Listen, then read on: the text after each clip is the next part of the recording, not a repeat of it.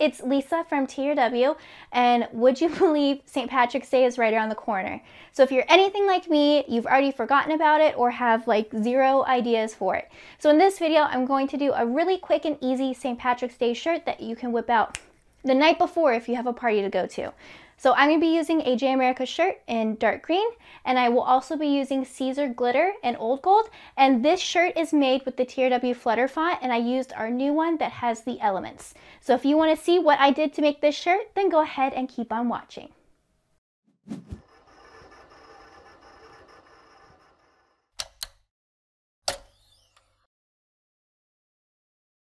Alright, so here I am in Silhouette Studio. We are quickly going to type out our word. I'm going to be using the new TRW Element, the Flutter Element font. Now you guys know I enjoy using the Flutter font, so I'm really excited about the little swooshes and Element. So just like we typically type, let's go ahead, go to the left side, click the letter to type, click on our workspace, and we're going to type Lucky. And now I'm going to take my cursor, highlight my entire word, and we are going to type over here to get our font. That's over on the right side in the text style window. And I'm going to type in TRW Flutter Element. So we have TRW Flutter Element. We have that all set in there. Let me go ahead and make that larger so we can see it. And I'm just going to fill it in so we can see what we're working with there. So overall, I think this looks really cute. I would be totally fine putting this on a shirt right now, but hey, let's add a little bit more to it. So let's double click in here. My cursor is on the right side. That's how we know we're going to keep typing. And so when you do the element, you can basically do the numbers, type a number, so well, the exclamation point, the symbols. So what I did is I typed shift and 6, and I got this little tail here. So I like this tail. One thing to keep in mind is I do think it's a little bit big. Like it's not exactly what I'm looking for. So I'm going to go over here and we're going to make some changes to our font before we go and cut. So right now we have a font, so it's basically a bunch of letters that are put together in a word. Now we can see over here we have some overlapping letters. We're going to go over, we're going to right click, and we are going to convert to path. So what this does is it basically changes them from letters to shapes, but it doesn't alter your overlapping lines, it doesn't weld, so we can take this and right now we have a big group. So I'm going to right click, ungroup, and now you can see each letter is its own thing and it's sitting like that. So what I'm going to do is I'm going to grab my little tail and I'm just going to go over and make it a little bit smaller and pop that right back on there. So personally, I didn't like how far over it was, so I went ahead and changed that. So now what I need to do is I need to fix the spacing with my Y and my tail. So you'll see that the tail right now goes on top of the Y. So if I were to weld it, it just would look a little smushed. So let's go ahead, click on my Y, right click, and bring to front. So now you can see the letters the letter is on top of the tail. So now we need to make some space around my letter so we can cut it out from the tail. So let's go over here to my offset panel, which is a little star, and we're going to click offset. You can see a little preview going on right there. Now I'm just going to make my distance a little bit smaller. So I'm going to type in 0.06 and then hit enter. So enter lets you see a preview. You're not committed to it. You can change it if you want, but I do like 0.06. So I'm going to go ahead and apply. All right, so we have our tail right here. You can see there's our offset. So one thing to keep in mind too is that it is going to cut off my tail right here. Personally, I'm just going to go back and point edit and fix it. So we're going to go right here, click on that, hold shift, click on our tail, and now we're going to go over to our modify panel, which is right above your offset panel, and we are going to subtract. Okay, so you can see that it's cut out from over there, looks pretty good, and now I'm going to select zoom over here, and I'm basically going to take my Y, let's double click on this to get to point edit mode, hold down shift, and I'm selecting these 2 points.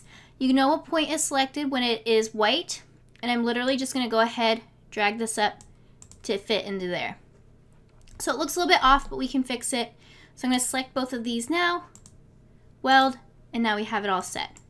So now you can see we have these little notches. We're just going to double click and just delete that point. So delete that, and then let's make that smooth. So you're going to have to do a little bit of, editing.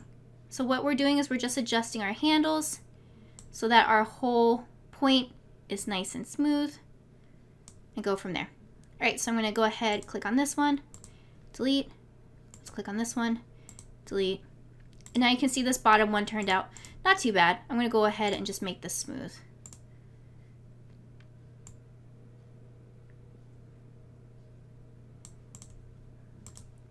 All right, so now we have our Lucky. Now, when I look at it further out, I think it's a little bit too jagged, so we're just gonna go ahead, delete this point, and then bring this up. And again, if this seems kind of intimidating, it's totally okay. Like, point editing is something you do have to practice. So, you know, just keep practicing. My biggest piece of advice with point editing is that whenever you have this handle right here, essentially what's happening is your line is trying to chase that handle. So wherever you pull, just that's kind of the direction you're leading your line.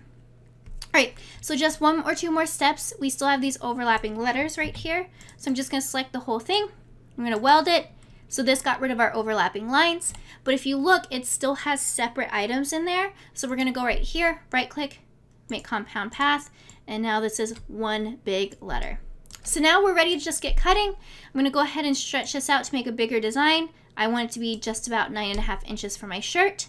So we're gonna go over, because we're cutting this in heat transfer vinyl, we're gonna right click, flip horizontally, and then we're all set to go.